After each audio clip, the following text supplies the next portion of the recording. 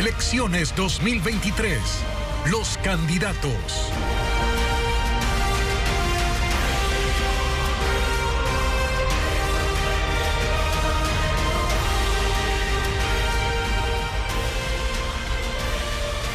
Siete y 52 de la mañana, estamos con una mañana fría en la capital.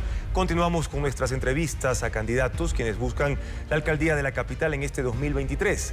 Hoy nos acompaña Andrés Páez, a quien le damos la bienvenida aquí en Televistazo en la Comunidad. Andrés. Muchas gracias, buenos días. Conozcamos ahora al candidato al Cabildo Capitalino, Andrés Páez, quien representa a la Alianza Sociedad Patriótica Democracia Sí, denominada Quito Vuelve. Andrés es doctor en jurisprudencia, es además especialista en derecho laboral, fue viceprefecto de la provincia de Pichincha, se desempeñó como legislador en 4 ocasiones, además fue candidato a la vicepresidencia del Ecuador. Gracias por acompañarnos esta mañana, Andrés, y quiero comenzar precisamente con una consulta, con una pregunta que está relacionada a los movimientos políticos que en este caso lo apadrinan para su candidatura. En el caso de Democracia Sí, movimiento que fue fundado por Gustavo Larrea, quien en su momento fue correísta, luego pasó al ala morenista. Cuénteme un poco por qué razón Democracia Sí apadrina la candidatura de Andrés Páez. Democracia Sí es parte de un entendimiento en donde participa también Sociedad Patriótica, Alianza Democrática Ecuatoriana y más de 126 organizaciones de base. Ellos habían venido trabajando, cada uno por su lado, obviamente, en generar una plataforma de carácter político y social que impulsara un solo candidato a la alcaldía, porque interpretaban el clamor de la gente de que no haya semejante dispersión.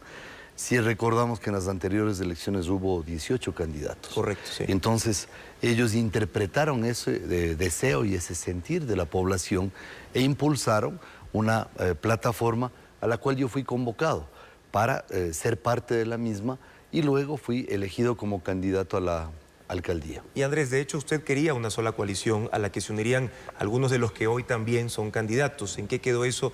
¿Por qué no unirse con otros aspirantes para tener menos rostros en las papeletas? Eso está siendo muy criticado por los ciudadanos. ¿Será un tema de ego, Andrés Páez? Seguramente sí, pero yo fui a todas las reuniones a las que fui convocado.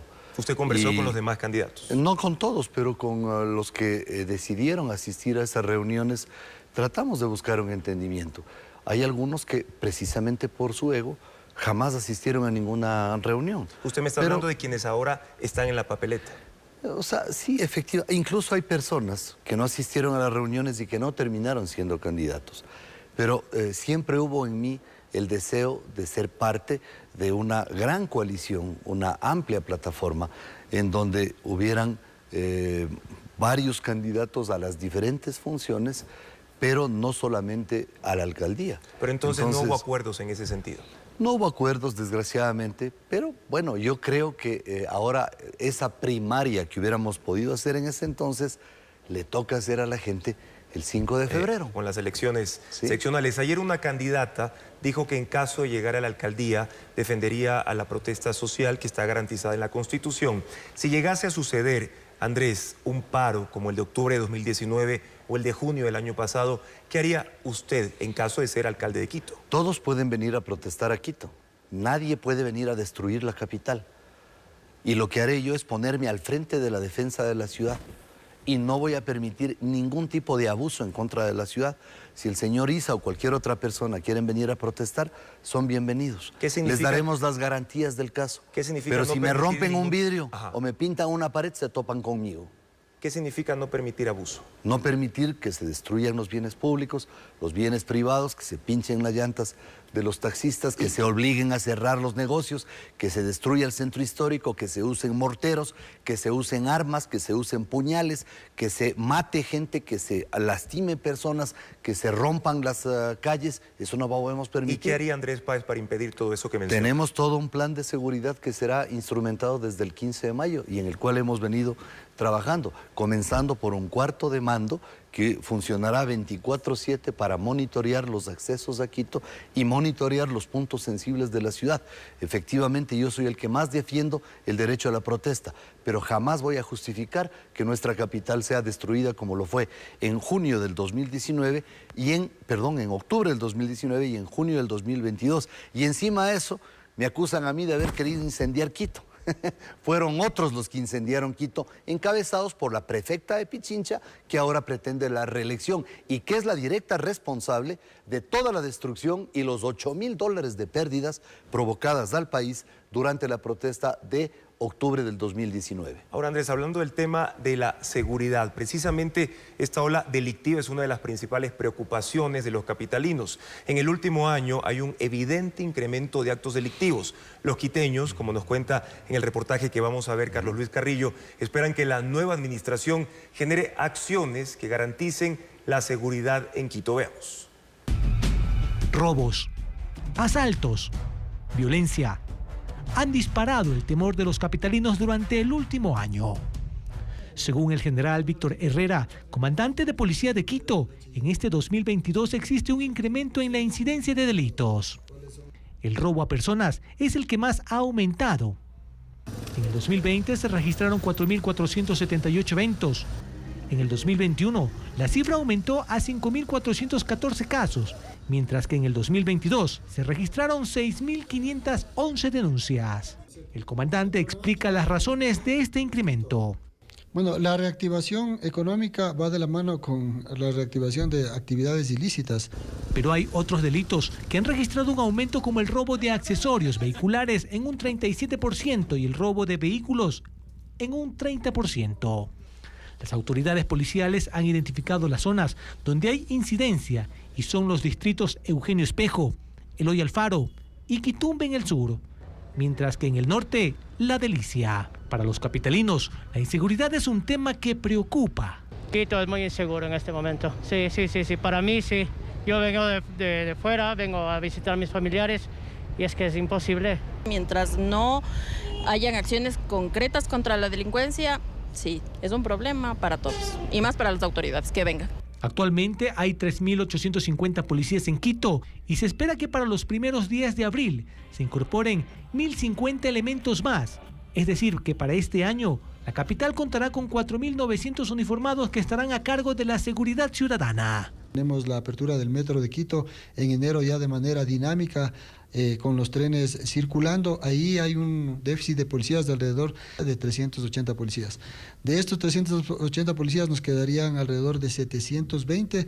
Con esos 720 haríamos la distribución en el área rural, en la parte de los valles y también en los 9 distritos que corresponde al Distrito Metropolitano de Quito.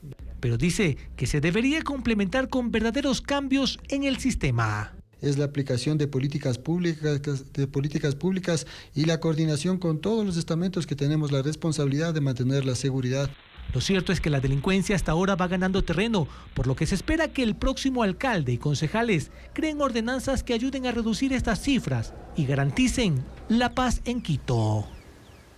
Veíamos en el reportaje las imágenes que hace unos meses nos impactaron. Le robaron a un ciudadano en pleno norte de Quito. Eran 6 delincuentes en 3 motocicletas. Andrés, la inseguridad es un problema, ya lo hemos visto, que aqueja a la capital. Usted, por ejemplo, en su plan quiere que la Policía Metropolitana pase a ser una fuerza auxiliar de la Policía Nacional. ¿Cómo lo hará? Tomando en cuenta que ellos no tienen, obviamente, la preparación, el entrenamiento de la policía, necesitan armamento adecuado. ¿En qué se sustenta esa propuesta, por ejemplo? Hay que capacitarlos, hay que darles los instrumentos necesarios para que cumplan su tarea, pero prefiero yo policías municipales que en lugar de estar persiguiendo con 4 motos a una persona que infringe el pico y placa, se dediquen con esas mismas 4 motos a perseguir a los delincuentes y ayudarle a la policía en su tarea fundamental, que es luchar contra la delincuencia. ¿Hay sustento legal para eso, Andrés? Evidentemente que sí. Hay sustento legal porque además el gobierno municipal tiene su propia autonomía y podrá desarrollar las tareas que decida con su propio personal. ¿Y hay recursos para eso también? Por supuesto, si incluso nosotros armamento. nosotros cobramos como municipio una tasa de seguridad que tiene que ser invertida precisamente en el bienestar de la gente. Ahora bien, Juan Carlos, hay que recuperar el 40% de las unidades de policía comunitaria que están desmanteladas o cerradas. Hay que poner miles de cámaras en los postes y en sitios estratégicos. Hay que poner botones de pánico, incrementar las alarmas comunitarias. Pero nada de eso va a ser suficientemente eficaz si seguimos teniendo a ese abominable código penal cargado de garantías para los delincuentes y ninguna garantía para las víctimas de la delincuencia. ¿Alguna reforma tal vez cuando llegue a la alcaldía? Lo que vamos a hacer es simplemente crear la unidad de atención a las víctimas de la delincuencia, ya que a los delincuentes les defiende la Defensoría Pública. Nosotros crearemos la unidad de defensa de las víctimas de la delincuencia para que la gente pueda presentar denuncias, acusaciones particulares, para que esté patrocinada y para cambiar esta cosa que es verdaderamente una aberración. Nosotros pagamos impuestos para que a su vez se paguen a los abogados que defienden a los delincuentes que nos roban en las calles. Eso es una barbaridad. No digo que no deban tener abogados, que los tengan, pero ¿por qué solo ellos? ¿Por qué no las víctimas de la delincuencia también tener abogados? Eso es lo que vamos a resolver en primer lugar, con nuestro propio personal, sin crear una sola plaza adicional, porque hay suficiente personal en el municipio para atender esa demanda. Perfecto, Andrés, hemos hablado del tema de seguridad. Ahora vamos a conocer una de las tantas inquietudes de los quiteños sobre un tema de impacto diario, el problema de la movilidad. Escuchemos ahora, Andrés, a la vecina Rosalba Nicolalde. Bueno, movilidad, el metro, la construcción del metro que se suponía que ya debía estar terminado y hasta ahora no vemos, no sé ahora para cuándo nos saldrá nuevamente, para cuándo nos dirán, eso estamos esperando. ¿Activarle? Sí, activarle, porque ya se suponía que ya debía estar ya para estas fechas, pero nada todavía. Y mientras tanto el metro vía está parado, estamos solamente con los buses que no cumplen, que no alcanza a abastecerse. Su respuesta, Andrés, frente a esta inquietud importante de la vecina, los grandes problemas que ha tenido el Metro de Quito. Hay que poner a funcionar al Metro de Quito, pero hay que entender que además hay que alimentarle de pasajeros al metro para que pueda cumplir con su cuota diaria que le permita sostenerse financieramente. Esto es 400,000 pasajeros diarios, sí. Por eso hay que extender a través de trenes eléctricos o buses eléctricos hasta Calderón, hasta La Ofelia y también en el sur a través de un tranvía que lo he llamado yo el Metro Sur, que es un proyecto mío, que vaya un tranvía desde la curva de Santa Rosa hasta la parada del Recreo en el sur de Quito. Pero aparte de eso hay que hacer otras soluciones, como resolver el tema de la solución vial Guayasamín, como la perimetral de la Simón Bolívar y como el rediseño e implementación de otras ciclovías para que la ciudad también pueda entrar en ese tipo de movilidad. Es decir, es un proyecto que abarca varios ítems y que hay que trabajar en todos ellos. Y llama la atención el tema de su propuesta del Metrocable, que unirá, por ejemplo, a la Morán Valverde con Conocoto, a Cumbayá, con la Carolina, es su propuesta, candidato. Pero claro, es una obra de gran envergadura, ya vimos lo que está pasando con el Metro de Quito, varios años y no funciona, varios gerentes, varios retrasos. Por ejemplo, Metrocable, ¿cómo será financiado? ¿Cuándo estaría listo? Tenemos el ejemplo de lo que está pasando ahora con la Metrovía en Guayaquil, que incluso no tiene la demanda de vida y también hay quejas por su costo, Andrés. Son proyectos en los que hay que iniciar los estudios. Porque todavía no hay estudios del Metrocable. No hay estudios. Pero ¿por qué hay que hacer la propuesta si todavía no hay estudios? Lo que pasa es que toda propuesta de solución vial comienza por los estudios.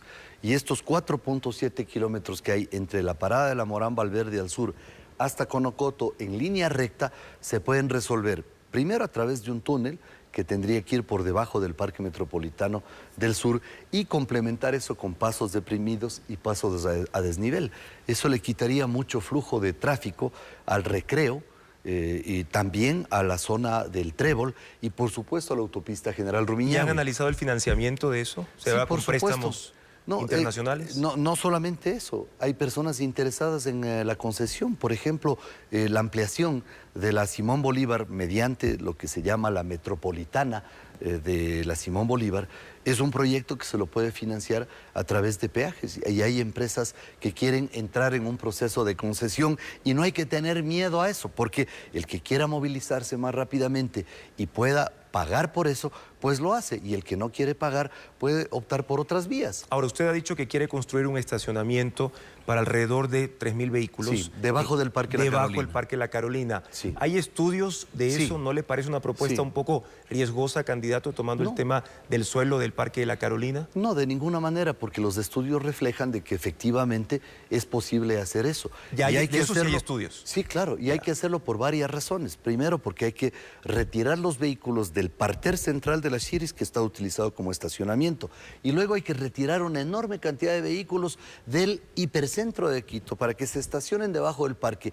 Y esos espacios que ocupan se conviertan en vías de circulación para darle movilidad, para darle un alivio al tránsito de los vehículos y, por supuesto, un mejor tratamiento a la movilidad en el hipercentro. Andrés, pero el parque automotor sigue aumentando. Ok, estacionamientos para 3.000 vehículos, pero a este paso le va a tocar hacer lo mismo en todos los parques de Quito, porque sigue aumentando el parque automotor de la ciudad, aumenta la compra de vehículos. Esa es una solución ahí, a esa zona, a ese sector. No se le puede prohibir a la gente comprar vehículos, pero lo que sí se puede hacer es mejorar los medios de transporte público, de manera que la gente se vea más entusiasmada por optar por ese tipo de medios, como el metro, como el Metro Sur, como estos trenes eléctricos, en lugar de comprar un vehículo. Y creo que eso además representaría un alivio financiero para muchas personas. Agradecemos a Andrés Páez por contestar las preguntas de la ciudadanía y, por supuesto, compartir su plan de trabajo en caso de llegar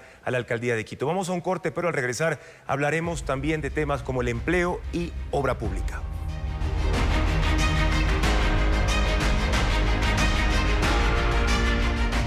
Pero hagan lo que hagan, no pueden negar su amor.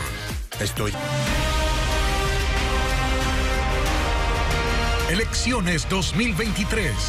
Los candidatos.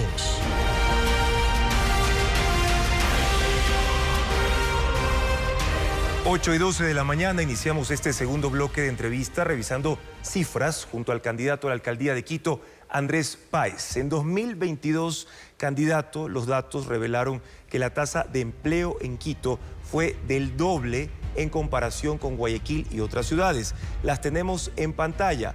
Guayaquil, 4.1% de desempleo. Ambato, 4.7%.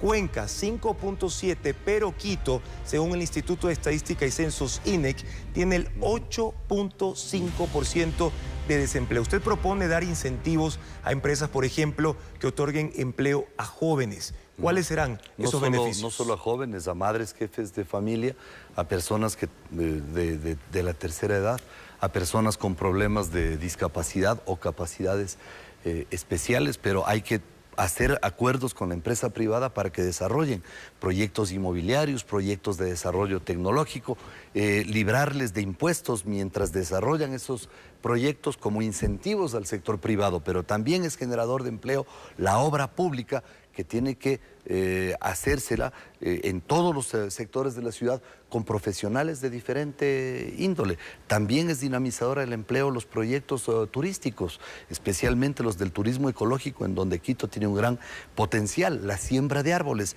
es generadora de empleo, por supuesto. ¿Reducción de tributos tal vez a las empresas? Evidentemente hay que entrar en un programa de incentivos a las empresas que incluye la reducción de tributos o la exoneración de tributos mientras desarrollan esos proyectos, porque tenemos que pensar en la rentabilidad de la ciudad. El gran problema de Quito es la economía, y el problema de la economía comienza por el desempleo y el subempleo. Entonces hay que resolver el primer problema, que es incentivar la economía mediante el consumo, que es el único dinamizador real de la economía. Y hablando de incentivos, Andrés, uno de los problemas para crear, por ejemplo, nuevos negocios, nuevos emprendimientos que surgieron en mayor cantidad precisamente en la época de la pandemia, cuando miles de quiteños perdieron sus trabajos. El problema ahí es la cantidad casi que interminable de los trámites municipales. Sí. Usted quiere que todo sea digitalizado. Todo. ¿Eso de alguna manera ayudaría o es mejor reducir la cantidad de trámites? No, hay que digitalizar todo, tiene que ser una ciudad inteligente, hacerlo todo en línea, abreviar el número de trámites, disminuir considerablemente el número de permisos y de requisitos que se necesitan para instalar negocios, dar microcrédito a los jóvenes para que lleven adelante sus emprendimientos en los espacios de coworking que va a crear el municipio de Quito en más de 1000 inmuebles que tiene en la capital. En muchos de ellos serán utilizados para ese propósito, pero también hay que dar microcrédito a los pequeños empresarios, a los emprendedores, a las mujeres cabezas de hogar, a los artesanos, porque eso es dinamizar la economía. Vi esa propuesta en su plan y me surgió la pregunta, ¿de dónde saldrán los recursos? De los recursos de Conquito, que ya tiene recursos y que se alimenta a través de proyectos internacionales y que se puede alimentar también a través de recursos del propio municipio interesado en fomentar lo más necesario para la ciudad, que es el mejoramiento de la economía a través de la circulación del dinero, a través del consumo, que es el que dinamiza la economía. Para finalizar, Andrés, las preguntas de la ciudadanía siguen llegando, en este caso a la redacción digital. Daniela Magui de Coavisa.com nos trae una nueva inquietud de los quiteños, pero esta vez sobre obra pública. Adelante, Daniela. Buenos días, Juan Carlos. En la redacción de Coavisa.com recogemos las preocupaciones de la ciudadanía a través de nuestras redes sociales y las trasladamos al candidato. Andrés Páez le tenemos la siguiente pregunta. Artemis-20. ¿Qué propuestas tiene respecto al cierre del relleno sanitario de Linga?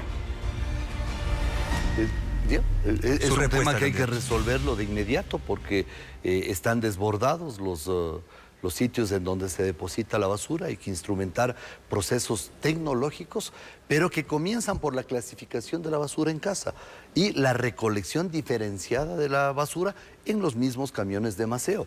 Pero fundamentalmente hay que instrumentar proyectos tecnológicos para procesar la basura, especialmente la basura orgánica, que es del 85% de los desechos. Y está colapsado el Linga. Está colapsado. ¿Han analizado otro terreno, otro espacio para ello?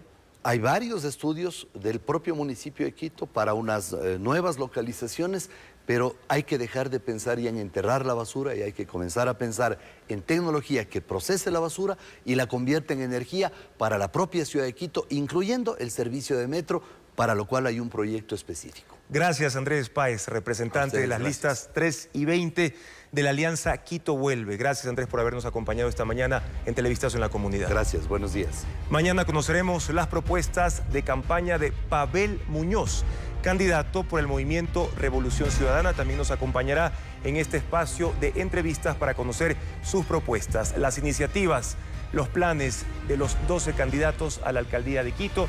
Son las 8:17 de la mañana.